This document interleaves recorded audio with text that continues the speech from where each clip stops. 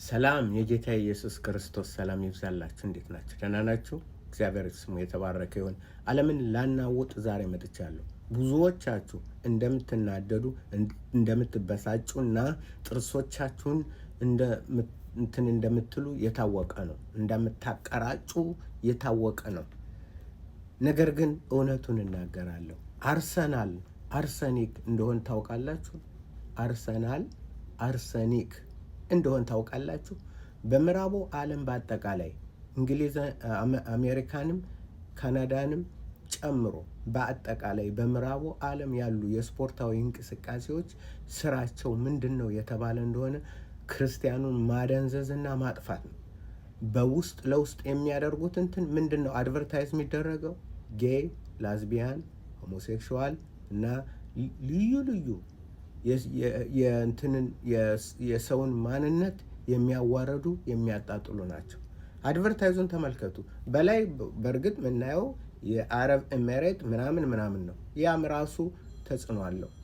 ነገር ግን ልታውቁ የሚገባው በምዕራቡ ዓለም ያሉ የስፖርት እንትኖች ብዙውን ክርስቲያን የበሉት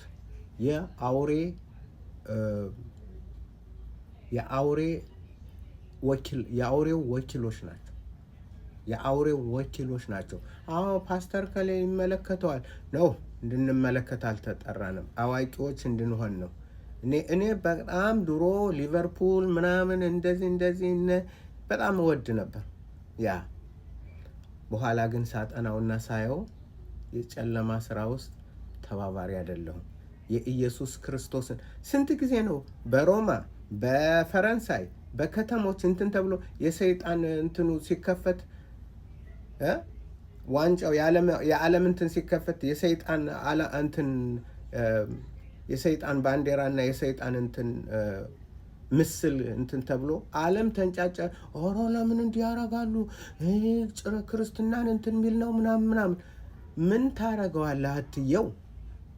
ይህ የሰይጣን አርሰናል ግን አሁን ያለውን ክርስቲያኖች አይነ ስውሮች ነን። አብዛኛው ክርስቲያን አይነ ስውር ነው። የሚያደርገውን አውቀው ምንም የተደባለቀ ጌታ ኢየሱስ ይህን ትውልድ በምን መስለዋለሁ አለ።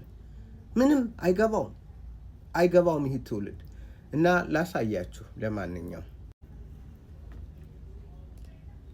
አርሰናል ደጋፊዎች እንኳን ደስ አላችሁ። በእውነቱ በዚህ ልክ ዩናይትድ ሆኖ አዲስ አበባ እንደዚህ ይቻላል ምናምን ሶ ሰርፕራይዝ this is nice። እንኳን ደስ አላችሁ። የእግዚአብሔር ቃል ምን ይላል መሰላችሁ? ነገር ግን ብልም ዝገትን በማያጠፉት ሌቦችን ቆፍረው በማይሰርቁት ዘንድ እናንተ በሰማይ መዝገብን ሰብስቡ፣ መዝገብ ባለበት ልብ ደግሞ በዚያ ይሆናል። ማቴዎስ 6:20-21 ነው።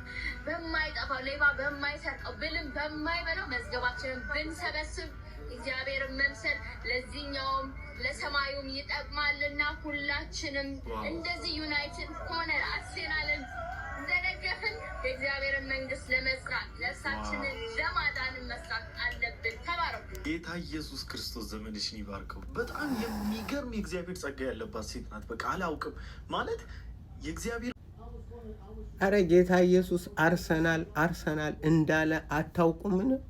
ኢየሱስ ክርስቶስ ወደ አርሰናል ሂዱ። አርሰናል ጥቅሴን ሁሉ ጥቀሱልኝ።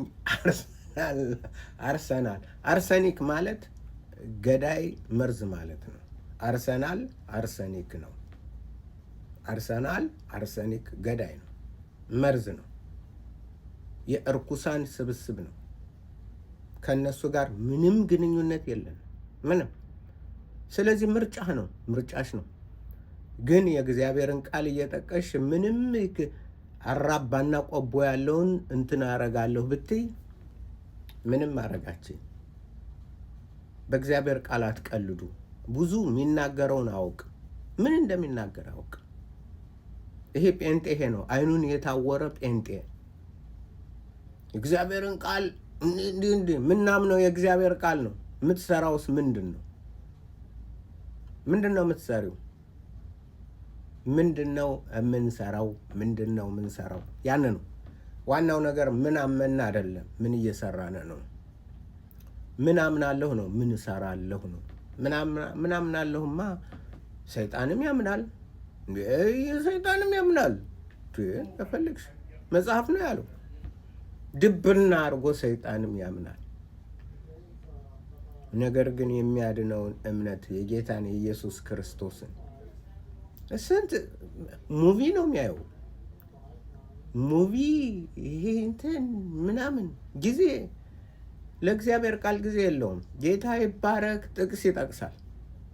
ዮሐንስ 3:16 እንዲህ ብሎ አንድያ ልጁን ብላ ብላ ብላ ብላ ያ ዮሐንስ 4 እግዚአብሔር 10 እንዲህ ይላል። በዚህ ላይ የተቀባጠረ ትውልድ፣ የእንቆቅልሽ ትውልድ፣ ድንብር ብሩ የወጣ የተደናበረ ትውልድ። ፓስተሩም እንደዛው ነው። ፓስተሮቻቸው እንደዛ ናቸው። አብዛኛው ማለት ነው። አብዛኛው እንደዛ ነው። አብዛኛው በተለይ አዲስ አበባ በጣም ይገርማል። ከናይጄሪያ ጥንቆላን አመጡት። በቃ ሰለጠኑ።